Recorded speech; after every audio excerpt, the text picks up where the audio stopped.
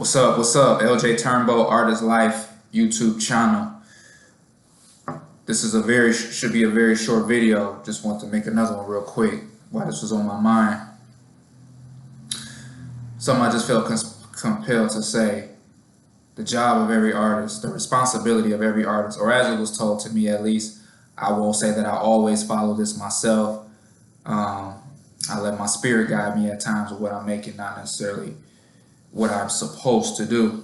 But the job of every artist, in effect, is to record history. It's your duty to create imagery that records the times, or that things that, the same way we might look at medieval art or look at cave paintings or Egyptian hieroglyphs or the old Chinese paintings where it's kind of showing people in the daily life and whatnot.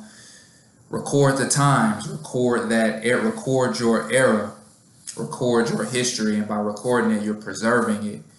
You're speaking to it. And this is done through music, visual art. Let's see if I have any here. I guess not in this room here with me, but yeah, record and preserve culture. Get creative with it. I'm trying to think if I can think of any examples. I guess maybe Detroit artists specifically. I imagine most people watching this probably not from here.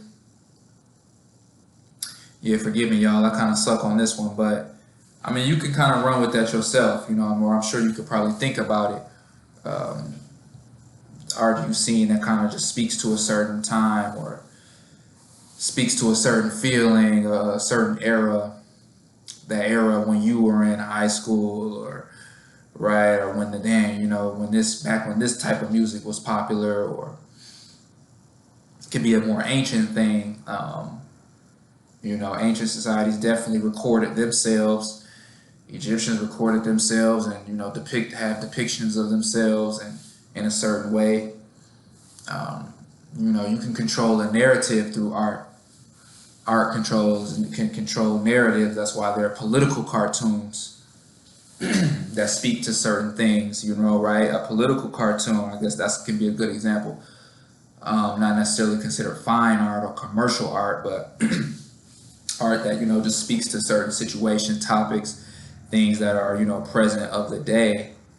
I gotta give, I'm gonna give a shout out in this video to one of the biggest artists in Detroit, John Harris. The critical race theory painting, it blew up, and he blew up as an artist, but he made something that speaks to the time, right? It speaks to that is an issue. And I'm not trying to get political on here. Critical race theory, should we be teaching about slavery in schools? History, some of the history of America. There are those who say we should. There are those who say we shouldn't. It's a big issue. He made a piece of art speaking to that, and it resonated with a lot of people worldwide. If by any chance you ever watched this, John, shout out to you, bro, and all the success that came to you from that. And I definitely watched how you kind of put it together. You left kind of a blueprint, whether you know it or not, in the art world for people to follow if they can peep game. So yeah, shout out to you, bro. But yeah, so it's the job of an artist to record the times. And if you're an artist watching this, think about that and use that as inspiration for things that you might create. So that your art, I mean, we seek over here at the Artist Life crew, we seek to get paid for our art in our lifetime, but we know that it's a common thing. A lot of people's art isn't worth nothing until they die. You got to die first, but even after your death, right, just part of your legacy, you'll still have your art floating around the world that you created, speaking to a certain era and a certain time that people are bidding tons of money for, or if you got family, right, you doing that and giving it to your children to keep, so they got the wealth that you've created through your intellectual property, right? Like, I can't wait to bought some artwork for $1 million.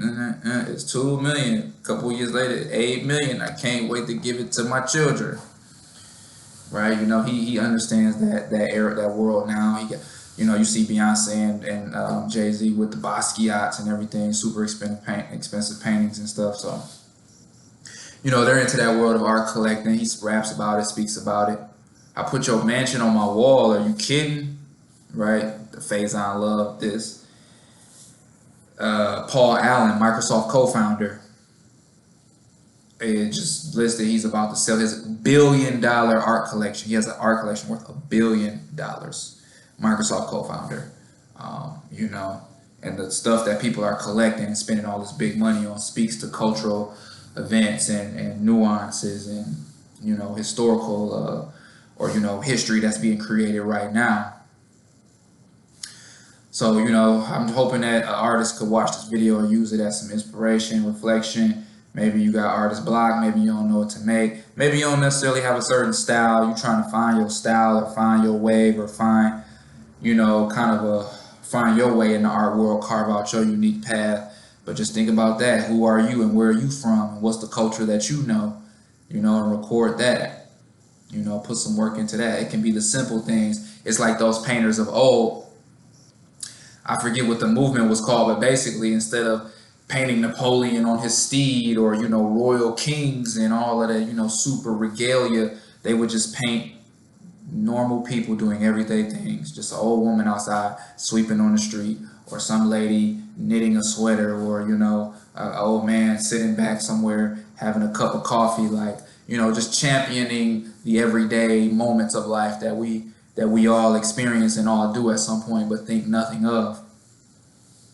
You know, just anything, right? Just sitting in the park with your kid, or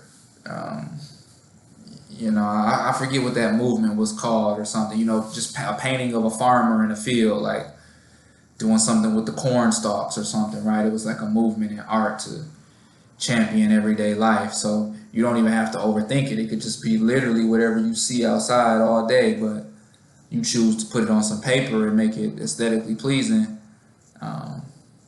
You know, it speaks to something. It's worth something now. You've created value. You've produced, right? So, all right. That's all for this video. I just want to get that out there. Hope this finds you well. Hope somebody got some content from this or some good value from this. Follow my IG. I should have it on here, TikTok. And, you know, follow the Artist Life Movement. Check out some of my older videos. Let me know what you like. I want to really come with some heat on here, some real good content. Many different topics I could speak on: tech, spirituality, business, art, and travel. They all tie in. Anthropology as a whole, study of culture. So yeah, Artist Life YouTube channel, I'm out.